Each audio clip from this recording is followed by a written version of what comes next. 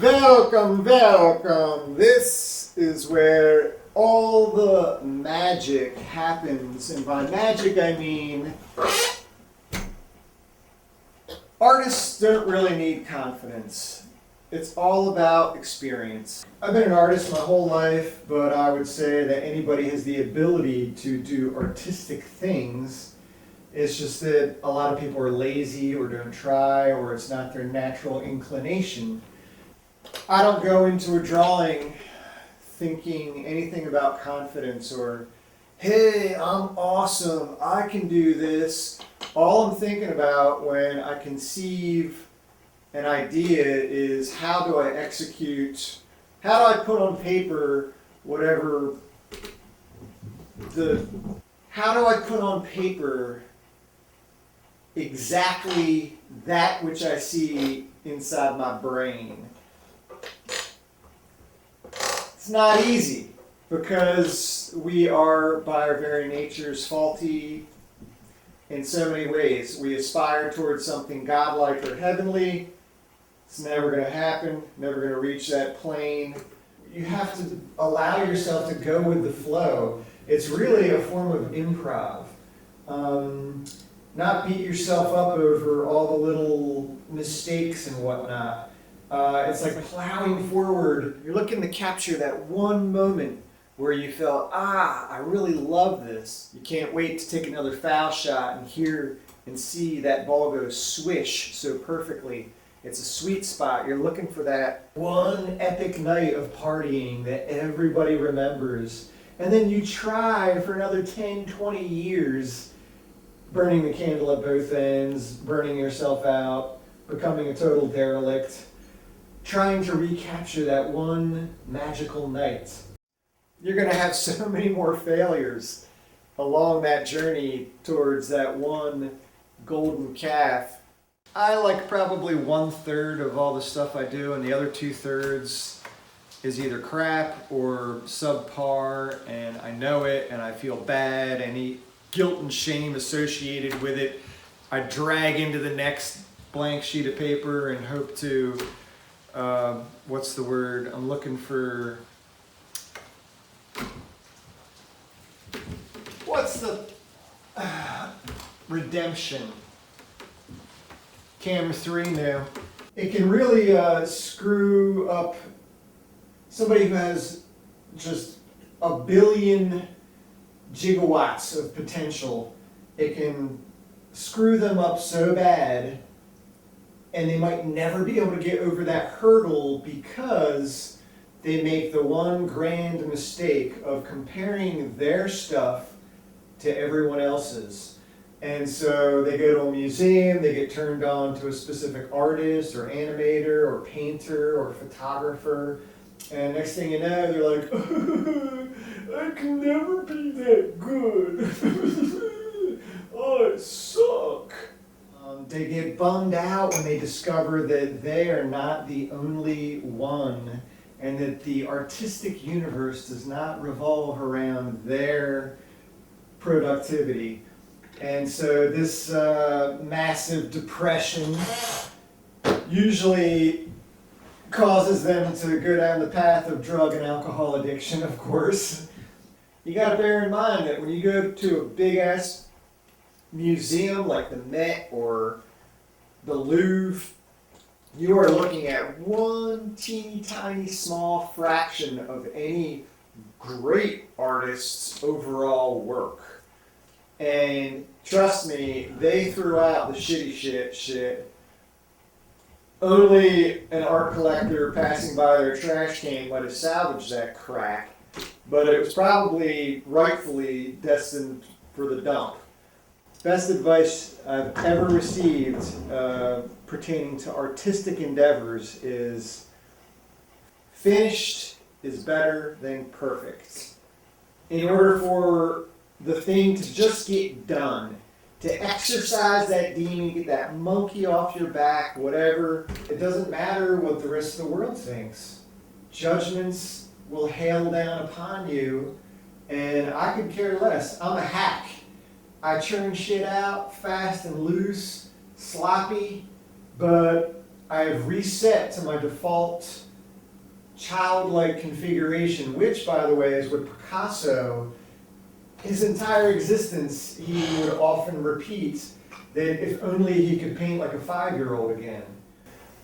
Not comparing yourself to other artists is the first step, but the second step is remembering the reason why you have this, you're impelled to create to begin with, which is for the sheer love of it, and you've got something inside you and you just gotta get it out. If we can throw ourselves back to that first day in kindergarten when the teacher allowed us to dip our fingers into paint and finger paint, or bust out the sponges and really tap into something uninhibited.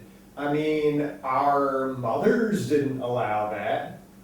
Talking to you people with mommy, daddy issues, 4 cameras tonight. Anyway, yeah man, reset to that default configuration and everything will be dandy. Dandy! I use 2 types of ink, Sumi, Higgins, and then I'll thicken it up for the sake of a gravy-like viscosity with some black poster paint. I've had this drawing board since I was a 16-year-old. I actually lost touch with it for 2 years in a warehouse, but got a little custom situation going on here. Custom lights, custom little shelf that I built. Don't leave home without your Dukes of Hazzard lunchbox. I use cheap brushes.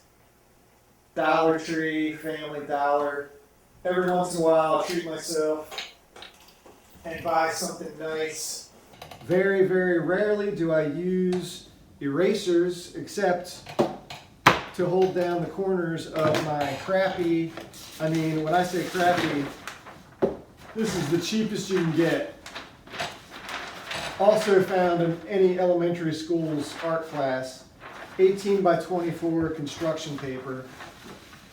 Guaranteed to rip if you do happen to attempt to erase something, which is why I recommend against these little rubber. They smell good. Best just to use darker lines over the lines that weren't going in a direction that you were happy with. Lots of light. I use an excess of light. Also, working big is nice because as your vision fails, it kind of changes the battlefield a little bit, slightly in your favor. Having an aesthetic before you actually sit down, like some people call it a style. I like thick lines. I also like things not to get too cluttered up or feathery. When I was a younger artist, I liked crow quill and real fine lines, and I'm not into that now. I'm more into just blacks and whites and high contrast.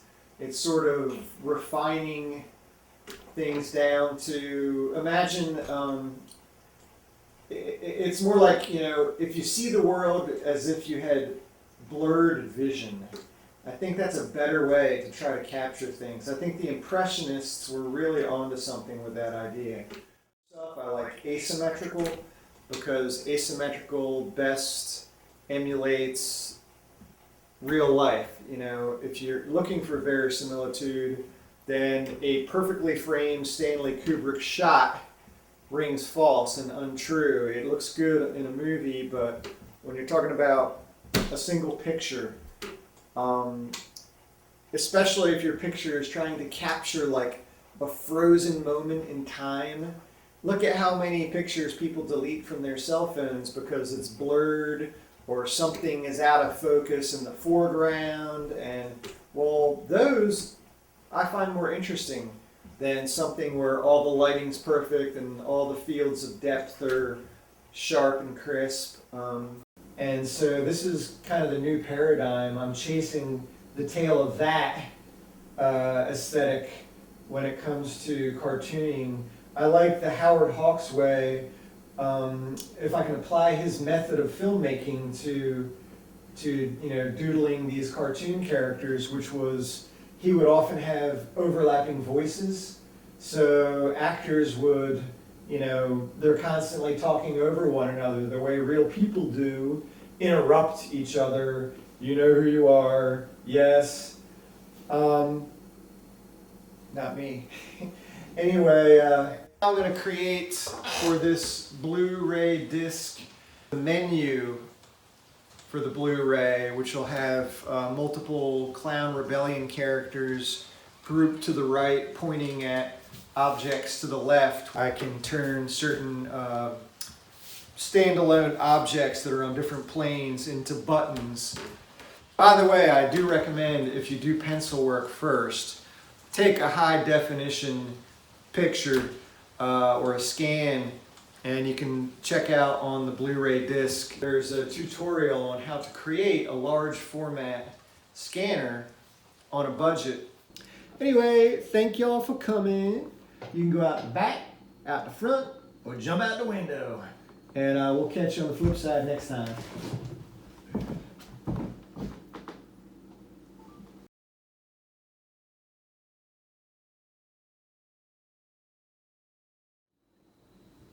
I think part of a healthy artistic lifestyle is surrounding yourself with a lot of fun stuff. Things that other people have given you, things you've acquired along the way that might not be toys per se. Always keep a good selection of comic book art, old stuff, a lot of old stuff. Some of it's romance, some of it's, I mean, it just all comes in handy. Fodder to be dipped into for some form of inspiration.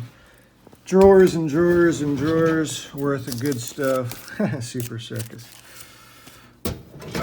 Yes, Popeye, gotta have that.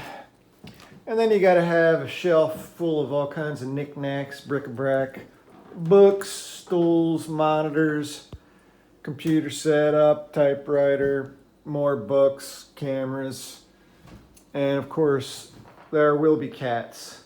Lots of cats. Sometimes they're sleeping. Sometimes there's one. Ooh, look at this, sweetheart. You gonna yawn for me? Big yawn. Can I make you yawn? Come on, give me a yawn. Calypso. I know you want to. You're so tired. Look at that. Your face is smushed on one side.